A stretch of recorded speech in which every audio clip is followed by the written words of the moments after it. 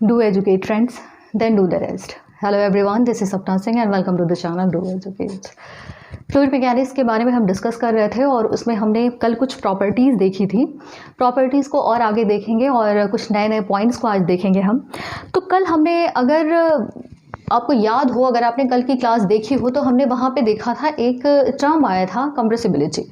तो कंप्रेसिबिलिटी की जो वैल्यू निकल के आई थी उसको बीटा से डिनोट करते हैं। बीटा इज इक्वल्स टू आया था D rho by rho D P. एक चीज़ बताओ, अगर कंप्रेसिबिलिटी की वैल्यू हम ज़ीरो कर दें, यानी कि जो बीटा की वैल्यू है अगर हम इसको ज़ीरो कर दें तो क्या होगा? क्या करना है हमें? इसकी वैल्यू ज़ीरो रखते हैं, beta is equals to zero रखते हैं, तो D rho by rho D P. अब ये क्या हो जाएगा? D rho is equals to क्या निकल के आएगा? ज़ीरो। अब डी रो की वैल्यू क्या होती है? डी रो मतलब rho two minus rho one, rho two minus rho one is equals to zero. तो यानी कि इसको सॉल्व करेंगे, rho two is equals to क्या आ जाएगा? रो वन आ जाएगा। अब rho two is equals to rho one है, मतलब initial density is equals to final density है, तो वहाँ पे क्या हो गया? रो की वैल्यू हम कह सकते हैं कि रो इज इक्वल्स टू क्या है? कांस्टेंट आ रहा है। रो क्या आ रहा है? कांस्टेंट आ रहा है। तो यहाँ पे इसका निकालने का पर्पस क्या है ये मैं आपको बता देती हूँ कि अगर कहीं पे भी फ्लूइड मैकेनिक्स में अगर लिखा हो, एक टर्म आता है फ्लूइड इज इनकम्प्रेसिबल, अगर कहीं पे भी लिखा है फ्लूइड इज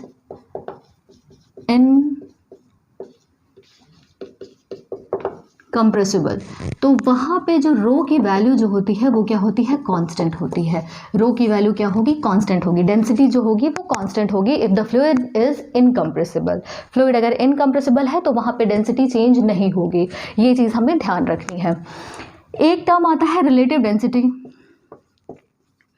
रिलेटिव डेंसिटी, तो रिलेटिव डेंसिटी क्या होती है?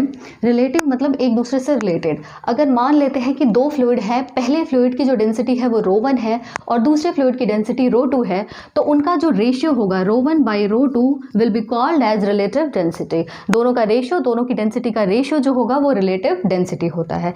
तो ये एक चीज़ हो गई। अब क्या होता है कि इसमें एक टर्म आता है फ्लूइड मैकेनिक्स में, बहुत ही इंपॉर्टेंट टर्म है जिसको हम बोलते हैं विस्कोसिटी। विस्कोसिटी दो तरीके की होती है, एक होती है आपकी डायनामिक विस्कोसिटी और दूसरी होती है काइनेमेटिक विस्कोसिटी। एक होती है डायनामिक होती है और दूसरी होती है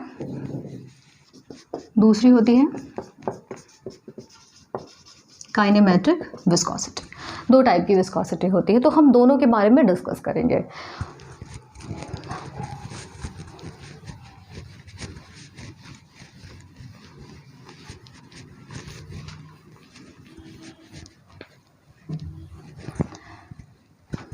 अब होता क्या है, इस चीज़ को समझने की कोशिश करते हैं कि क्या ये चीज़ कहना चाहते हैं।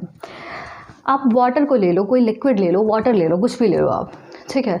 उसको प्रैक्टिकली आप देखो, होता क्या है, अगर कोई फ्लोर है, फ्लोर पे अगर पानी गिर गया, ठीक है, गिर गया, गलती से पानी गिर गया, तो आप क्या देखोगे कि पहले ना जो उसका फ्लो होगा, वाटर का जो फ्लो होगा फ्लोर पे, वो क्या होगा? बहुत तेज़ी से होगा, वो एकदम से फैलने लगता है हर एक डायरेक्शन पे।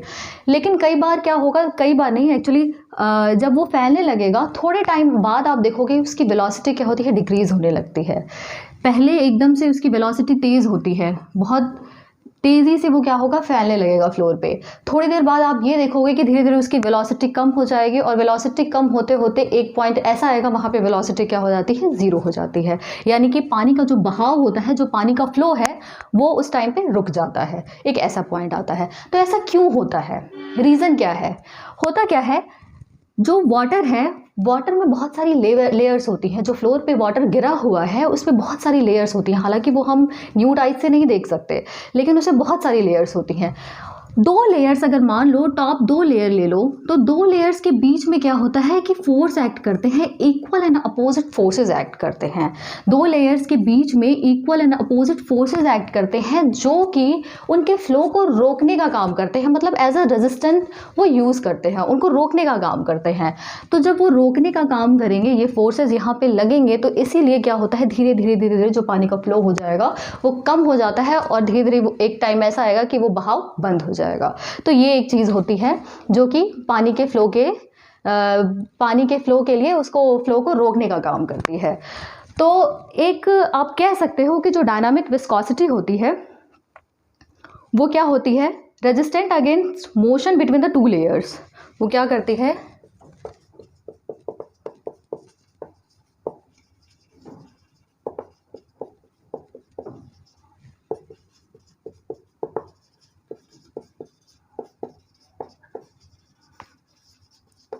मतलब दो लेयर्स के बीच में ये रेजिस्टेंट का काम करती है। ये क्या होती है, आप कह सकते हो इसको, ये विस्कोसिटी होती है। विस्कोसिटी क्या होता है, दो लेयर्स के बीच में उनको रोकने का काम करती है। तो इस चीज़ को थोड़ा हम और अच्छे से समझेंगे। इस चीज़ को समझाने के लिए एक लॉ निकाला गया जिसको कि हम कहते हैं न्यूटन्स लॉ ऑफ विस्कोसिटी।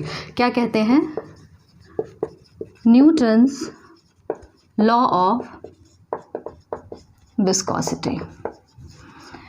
अब न्यूटन्स लॉ ऑफ विस्कोसिटी क्या कहते हैं, हम अभी ये देख रहे हैं और क्वेश्चंस कैसे पूछे जाते हैं वो भी हम देखेंगे।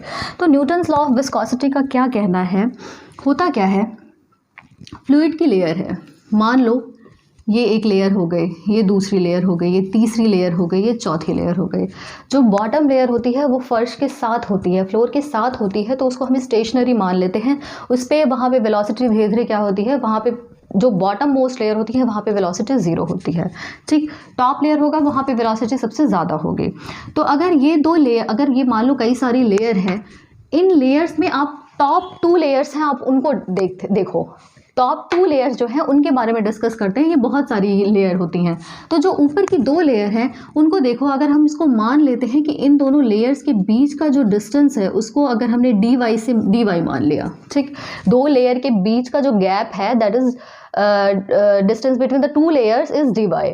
और अगर इसको मान लेते हैं इसकी वेलोसिटी u है, मतलब टॉप लेयर ये है, टॉप से नीचे वाले लेयर की वेलोसिटी हमने u मान ली, जो टॉप मोस्ट है उसकी वेलोसिटी सबसे ज़्यादा होगी। यह हमें पता है क्या होता है कि जो बॉटम पे होगा उसकी सबसे कम होगी, 0 होगी, और धीरे धीरे आप ऊपर जाओगे तो उसकी वेलोसिटी इंक्रीज करती जाती है। तो u है तो इसकी वेलोसिटी हमने मान लिया u प्लस डी u, आप मान लो, ठीक है। इसकी वेलोसिटी कितनी है, u प्लस डी u है। तो न्यूटन्स लॉ ऑफ विस्कोसिटी का ये कहना है कि जो शेयर स्ट्रेस होता है, शेयर स्ट्रेस होता है वो डायरेक्टली प्रोपोर्शनल होता है rate of change of velocity with respect to y। Shear stress जो है वो किसके प्रोपोर्शनल है, डायरेक्टली प्रोपोर्शनल है rate of change of velocity with respect to y। अब शेयर स्ट्रेस कहाँ से आ गया, ठीक है, शेयर स्ट्रेस कहाँ से आ गया, ये मैंने आपको पहले ही बताया था कि क्या होता है जब 2 लेयर्स होती हैं उनमें क्या होता है, इक्वल एंड अपोजिट फोर्सेस लगते हैं। 2 लेयर्स जो होती हैं उनके बीच में क्या होता है, इक्वल एंड अपोजिट फोर्सेस लगते हैं। जैसे कि ये टॉप लेयर इधर जा रही है, आगे की तरफ मूव कर रही है, तो इस तरीके से एक फोर्स और इस तरीके से दूसरा फोर्स। नीचे वाली लेयर पे नीचे इधर इस साइड में जा रही है, ये इधर और इधर, इसी तरीके से इधर और इधर। इस तरीके से क्या होता है, हर एक लेयर में इक्वल एंड अपोजिट फोर्सेस लगते हैं। ये क्या है, इक्वल एंड अपोजिट फोर्सेस लगते हैं, और इसी की वजह से ये जो इक्वल एंड अपोजिट फोर्सेस हैं वो शेयर फोर्स को डेवलप करते हैं, और शेयर फोर्स की वजह से क्या आता है, शेयर स्ट्रेस आता है। बात समझ में आ रही होगी कि शेयर फोर्स की वजह से क्या आता है, शेयर स्ट्रेस आ जाता है। तो शेयर स्ट्रेस को हम किससे डिनोट करते हैं, टाउ से डिनोट करते हैं। Tau is directly proportional to rate of change of velocity with respect to y। Rate of change of velocity with respect to y मतलब rate of change of velocity du over dy। ये क्या हो गया, tau is directly proportional to du over dy। अब proportionality का जो sign है अगर उसको हम हटाते हैं तो वहाँ पे हमें पता है कोई ना कोई वैल्यू आएगी, कुछ ना कुछ आएगा। तो टाउ इज इक्वल्स टू क्या हो जाएगा, यहाँ पे एक कांस्टेंट आता है mu D U over D Y. ये जो म्यू आया है यहाँ पे, जो प्रोपोर्शनलिटी का साइन हटा के आया है, ये म्यू जो होता है इसी को हम क्या कहते हैं, डायनामिक विस्कोसिटी। म्यू क्या है, mu is equals to dynamic viscosity, ठीक। म्यू की वैल्यू, म्यू क्या होता है, डायनामिक विस्कोसिटी होता है। तो ये एक चीज़ हो गई किसके बारे में, न्यूटन्स लॉ ऑफ विस्कोसिटी के बारे में। तो म्यू की वैल्यू यहाँ पे ये आ गई। अब म्यू की क्या है, म्यू वैल्यू आई है, उसका भी कुछ ना कुछ मतलब होगा, कोई ना कोई वैल्यू आएगी इसकी। तो म्यू अगर निकाला जाए यहाँ पे, आप इस फॉर्मूले में देखो तो म्यू इज इक्वल टू क्या निकलेगा, tau divide by D U over D Y. Unit निकालते हैं। यूनिट क्या है, टाउ की वैल्यू क्या होती है, न्यूटन पर मीटर स्क्वायर, न्यूटन पर metre square divide by D U क्या है, वेलोसिटी है, इसका मतलब इसकी यूनिट है मीटर पर सेकेंड, और डिवाइड बाय वाई मतलब डिस्टेंस है, डिस्टेंस की वैल्यू क्या होगी, मीटर में होगी। अब यहाँ पे देखते हैं कुछ कटेगा तो काट देते हैं, मीटर से मीटर ये कैंसिल हो गया और बचेगा क्या, यहाँ पे सेकेंड ऊपर चला जाएगा, न्यूटन सेकेंड पर मीटर स्क्वायर। ये किसकी यूनिट आ गई, म्यू की। मतलब जो डायनामिक विस्कोसिटी है उसकी वैल्यू क्या आएगी, उसकी जो यूनिट है न्यूटन सेकेंड पर मीटर स्क्वायर है। अब क्वेश्चंस क्या क्या बनते हैं इनमें, होता क्या है, tau is equal to mu D U over D Y. सबसे पहला क्वेश्चन जो बनता है न्यूटन्स लॉ ऑफ विस्कोसिटी पे कि ये किसके लिए वैलिड है। तो मैं आपको बता दूं ये है न्यूटोनियन फ्लूइड के लिए, न्यूटोनियन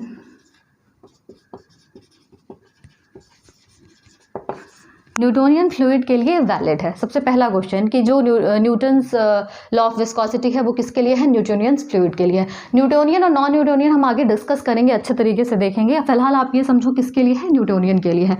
और न्यूटोनियन का मतलब जो होता है जो इस लॉ को पूरी तरीके से फॉलो करता है, इसको सेटिस्फाई करता है, वही वो फ्लूइड जो होते हैं वो न्यूटोनियन फ्लूइड होते हैं। अब यह फिलहाल इतना समझो, ठीक। तो tau is equal to mu D over D Y में हमने क्या देखा सबसे पहले कि ये किसके लिए वैलिड है, न्यूटोनियन फ्लूइड के लिए वैलिड है। म्यू जो आया है वो क्या है, डायनामिक विस्कोसिटी है या काइनेमेटिक विस्कोसिटी है, तो हमें पता है ये डायनामिक विस्कोसिटी है। डायनामिक विस्कोसिटी की जो यूनिट होगी वो क्या होती है, न्यूटन सेकेंड पर मीटर स्क्वायर होती है। ये क्या है, इसकी MKS यूनिट है या SI यूनिट कह सकते हो इसको, न्यूटन सेकेंड पर मीटर स्क्वायर। न्यूटन सेकेंड पर मीटर स्क्वायर, ये न्यूटन पर मीटर स्क्वायर, इसको हम क्या लिख सकते हैं, इसको पास्कल लिख सकते हैं। प्रेशर की यूनिट पास्कल, न्यूटन पर मीटर स्क्वायर, तो न्यूटन पर मीटर स्क्वायर इसको पास्कल लिख देंगे।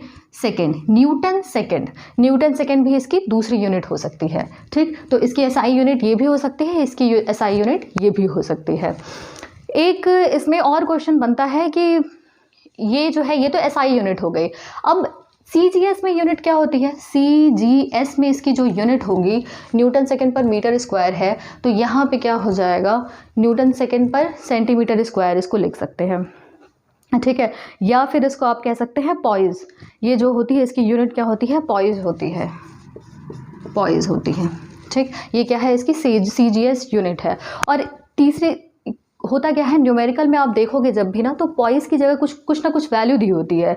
मान लो अगर कुछ आपको MKS और CGS में रिलेशन निकालना हो गया, तो 1 पॉइस इज इक्वल टू होता है 1 poise is equal to 0.1 newton second पर मीटर स्क्वायर। इसकी वैल्यू कितनी होती है, 1 poise is equal to 0.1 newton second पर मीटर स्क्वायर, ये इसकी CGS यूनिट होती है। एक और चीज़ उठती है सामने कि इसको अगर MLT के फॉर्म में लिखेंगे तो उसकी वैल्यू क्या आती है, ये भी एक क्वेश्चन पूछा जाता है, ठीक है। ये भी एक क्वेश्चन पूछा जाता है, तो इसकी जो वैल्यू होती है वो निकल के आती है ML-1T-1, ठीक है। MLT के फॉर्म में इसकी वैल्यू क्या आएगी, ML-1T-1। ये क्या हो गया, ये हमने डायनामिक विस्कोसिटी के बारे में देखा है। ये हो गया डायनामिक विस्कोसिटी। एक नया टर्म आता है जिसको हम बोलते हैं काइनेमेटिक विस्कोसिटी। मैंने पहले भी बताया था कि विस्कोसिटी 2 तरीके की होती है, एक होता है डायनामिक और दूसरा होता है काइनेमेटिक। तो अब हम पढ़ेंगे काइनेमेटिक विस्कोसिटी के बारे में। काइनेमेटिक विस्कोसिटी क्या होती है, डायनामिक विस्कोसिटी से ही इसको हम निकालते हैं इसकी वैल्यू, इसको हम डिनोट करते हैं इस तरीके से, ठीक है। न्यू सिंबल का नाम है न्यू कुछ इस तरीके से बनाते हैं, और न्यू की वैल्यू जो होती है, अगर हम डायनामिक विस्कोसिटी को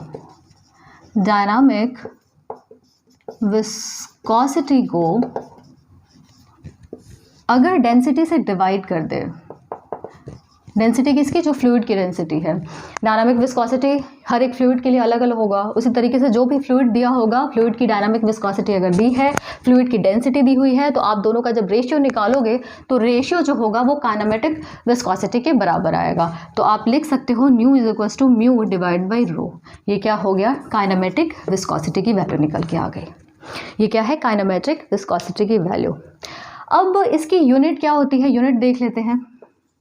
काइनेमेटिक विस्कोसिटी की यूनिट, इसकी एसआई यूनिट क्या होती है, मीटर स्क्वायर पर सेकेंड। सबसे पहले इसकी एसआई यूनिट क्या होती है, मीटर स्क्वायर पर सेकेंड होती है।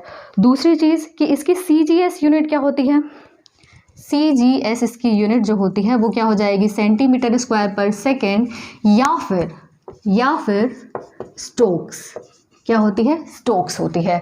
अब स्टोक्स तो सीजीएस यूनिट है, तो स्टोक्स को अगर एसआई और सीजीएस में अगर आपको रिलेशन शो करना हुआ तो क्या होगा, 1 स्टोक इज इक्वल्स टू क्या होता है, 1 stoke is equals to 10 raise to the power -4 metre square पर सेकेंड। ये क्या होती है, 1 स्टोक की वैल्यू होती है। 1 stoke is equals to 10 raise to the power -4 metre square पर सेकेंड। ये किसकी वैल्यू निकल के आती है, स्टोक्स और जो सीजीएस और एमकेएस यूनिट में क्या रिलेशन है काइनेमेटिक विस्कोसिटी के केस में, ये हमने देखा। तो आज हमने क्या देखा, आज देखा है कि काइनेमेटिक विस्कोसिटी क्या होती है, डायनामिक क्या होता है, न्यूटन्स लॉ ऑफ विस्कोसिटी क्या होती है, विस्कोसिटी टर्म आया कहाँ से, जो दो लेयर्स हैं उनके बीच में जो इक्वल एंड अपोजिट फोर्सेस लगते हैं उनकी वजह से क्या होता है, उनका फ्लो जो होता है वो रुक जाता है। तो ये सारी चीज़ें हमने डिस्कस की। आई होप आपको समझ में आ गया होगा कि इस चैप्टर में क्या बताना चाह रहे हैं या इस लेक्चर में हमने क्या देखा है। तो आप इसको रिवाइज़ कर लेना। मिलते हैं नेक्स्ट क्लास में। Thank you.